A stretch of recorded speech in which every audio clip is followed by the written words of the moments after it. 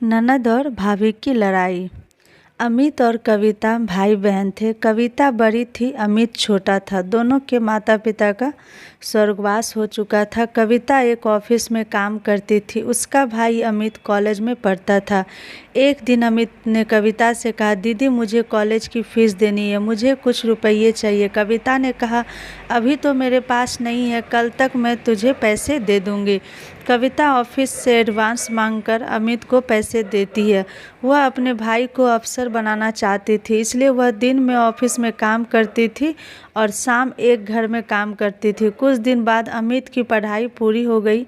एक दिन अमित ने घर आकर कविता को बताया, दीदी मुझे बहुत बड़ी कंपनी में मैनेजर की नौकरी मिल गई, अब तुम काम करने नहीं जाओगी। यह कहकर वह जिद करने लगा। हार कर कविता मान गई और उसने काम करना छोड़ दिया। अब वह केवल घर संभालती थी। ऐसे ही समय बीत रहा था। एक दिन अमित ने कहा, दीदी मैंने कुछ रुपये जोड़ लिए हैं, अब मैं आपकी शादी करना चाहता हूँ। यह सुनकर कविता ने कहा, नहीं भाई, पहले मैं तेरी शादी करूँगी, जब घर संभालने वाली आ जाएगी तो मैं भी शादी कर लूँगी। कविता ने एक अच्छी सी लड़की देखकर अमित की शादी कर दी। अलका को भाभी के रूप में पाकर कविता बहुत खुश हो रही थी। धीरे धीरे अलका ने पूरा घर संभाल लिया। तीनों बहुत खुशी से रह रहे थे। एक दिन अलका की माँ अलका से मिलने आई। उन्हें कविता शुरू से ही पसंद नहीं थी। मौका पाकर उसने अलका से कहा, तेरी ननद शादी नहीं करना चाहती है, यह तो जीवन भर तेरे पति की कमाई पर ऐश करना चाहती है, तू बहुत सीधी है। यह सुनकर अलका ने कहा, माँ तुम बेकार की बात कर रही हो, अमित इनके लिए लड़का देख रहे हैं, जैसे ही मिल जाएगा शादी हो जाएगी।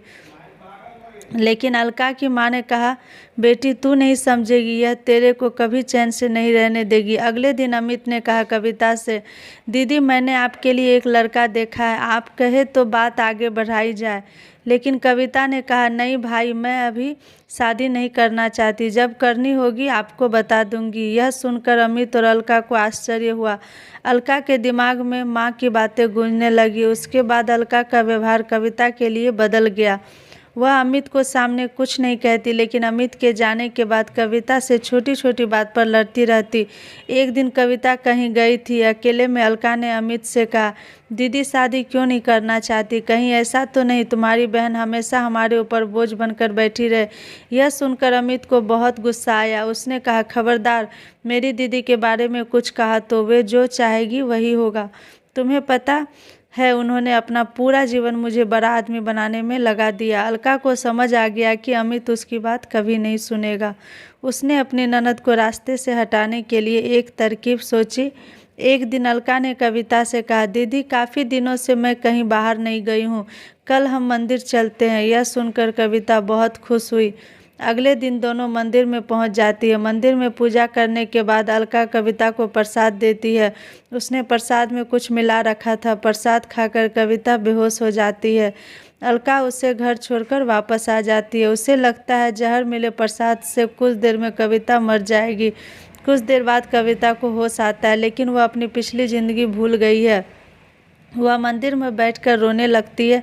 शाम को जब अमित घर वापस आकर अलका से कविता के बारे में पूछता है तो अलका कहती है, दीदी तीर्थ यात्रा पर गई है, कुछ दिनों में वापस आ जाएगी। तब अमित कहता है, दीदी मुझे बगैर बताए अचानक कैसे चली गई। वह परेशान हो जाता है, लेकिन अलका उसे समझाकर शांत कर देती है। इधर कविता को उसी मंदिर के पुजारी मंदिर में स्थान दे देते हैं। वह दिन रात मंदिर में सेवा करने लगती है।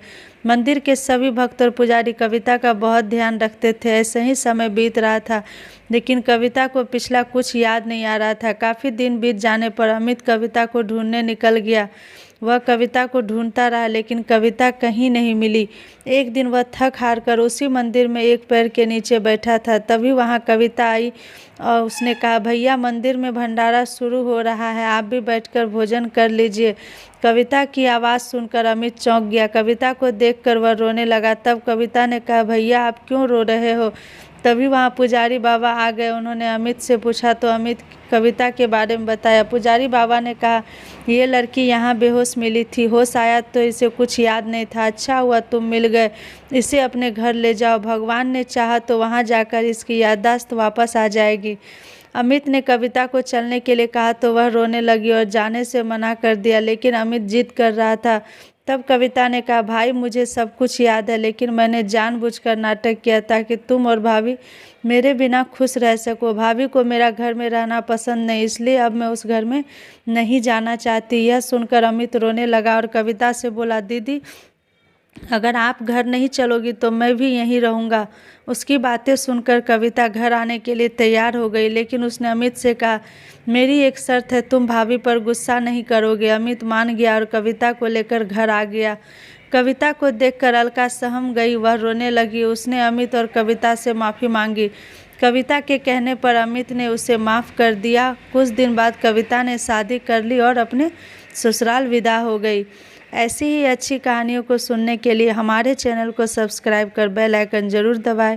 मिलते हैं अगले कहानी में। धन्यवाद।